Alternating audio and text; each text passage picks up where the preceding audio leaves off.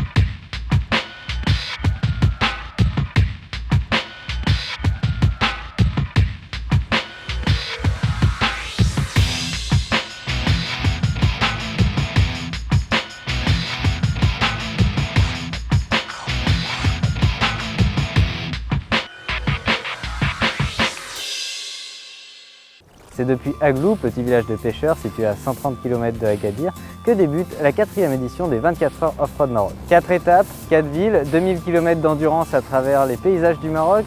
Et avant le départ, rencontre avec Abila, président de la coopérative des pêcheurs d'Aglou.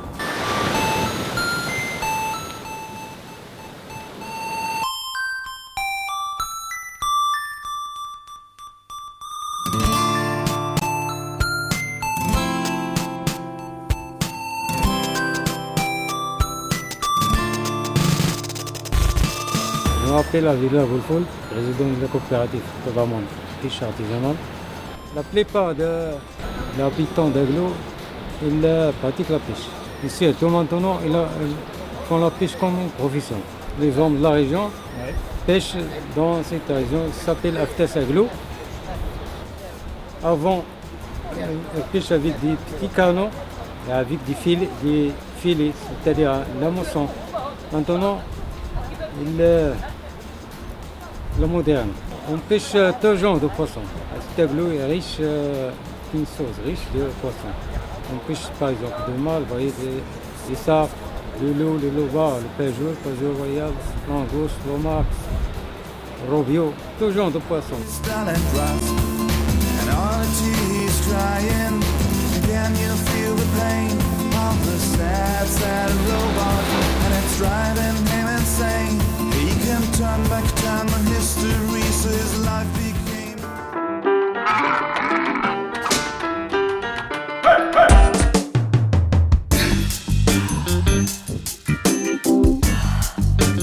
Fini de jouer, place à la première étape De la 4e édition des 24 heures off-road du Maroc. C'est une première sur le rallye, une spéciale en bord de mer. 26 km de piste rapide. Rangez vos maillots de bain les mecs, c'est pas aujourd'hui que vous irez à la plage.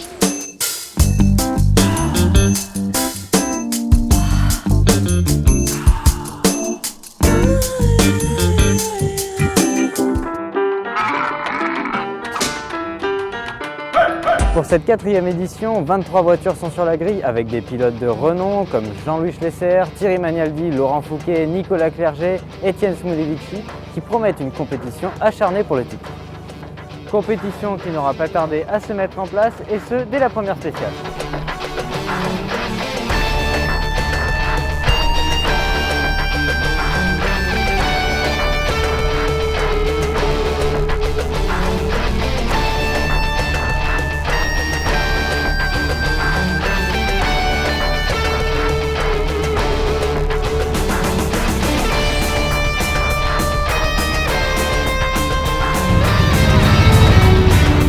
Pas de ronde d'observation pour cette édition 2013.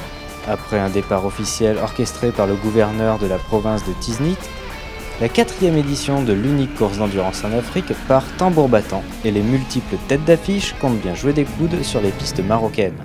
Dès la première heure de course, la température est donnée. La boucle de 26 km n'a plus de secret pour certains pilotes qui s'en donnent à cœur joie et imposent le rythme aux autres concurrents. L'Optimus numéro 6 du team MD Rally signe ainsi le meilleur temps en parcourant la boucle en 18 minutes et 53 secondes.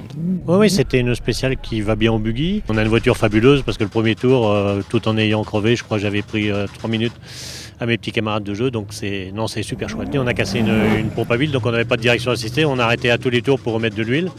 Donc effectivement, je crois qu'on a 20 minutes de retard, mais j'ai l'impression qu'avec les performances qu'a la voiture, c'est jouable.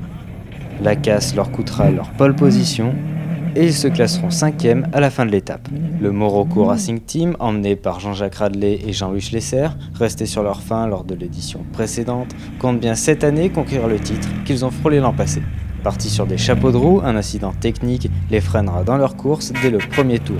On a eu un problème avec la courroie, on a perdu une courroie et donc ça nous a fait perdre une trentaine de minutes, parce qu'il a fallu sortir un axe qui était cassé dans le bloc.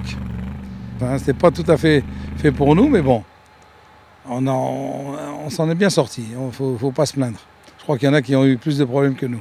S'ensuit une incroyable remontée. De la 8e place, ils finiront 4e dans le même tour que le Proto Fouquet, classé en pole position. On a pris un départ assez prudent parce que les premiers tours ont été, je trouve, sur un rythme très très rapide. Auquel j'avais pas forcément envie d'adhérer, puis je pouvais pas. Il y avait des endroits où les deux roues motrices étaient vraiment très très rapides ce matin. Voilà. Puis après, au fil de la journée, on a pris le rythme, on n'a eu aucun souci sur la voiture. C'est le plus important pour une course d'endurance. Donc voilà, écoute, ça se termine bien. Pour une première, on va pas se plaindre. En seconde position, après une spéciale placée sous le signe de la régularité, Philippe Porcheron et Cédric Rivet à bord du buggy Sodicar. Arrivés second l'an passé au général, ils espèrent conserver leur place cette année. Notre course était basée sur être régulier, éviter les problèmes mécaniques, pas trop taper dans la machine. Ça avait marché l'an dernier et cette première étape, on est récompensé d'avoir suivi cette stratégie. On va garder notre place de deuxième, nous, tranquillement, pour pas agacer tout le monde et ça sera très bien. Deuxième, on signe ce soir, là, de suite. En T2, Christophe Guidinelli, tenant du titre, est venu défendre sa place sur les pistes marocaines. Mais cette année, la concurrence est rude et il devra faire face à 2 Toyota KDJ, le premier du team Juchot et Thiola, le second du Montpellier 4x4. On va se battre pour ça. Après, Inch'Allah, on ne sait pas ce que ça donnera. Il y a encore 3 étapes, c'était la toute première. C'est vrai qu'on en a bavé au niveau des amortisseurs qui tapaient beaucoup. On avait peur pour la voiture. On arrive au bout. Mon copilote a bien joué, en avant. Peut-être c'est sa première aussi, son baptême. À la fin de la première spéciale, le team Sodicar Racing occupe les 2 premières places, suivi de MD Rally et du Morocco Racing Team. En T2, le team Juchot-Thiola mène la course avec un tour d'avance sur le team CGA Aventure. Le Montpellier 4x4 est 3e avec 2 tours de retard.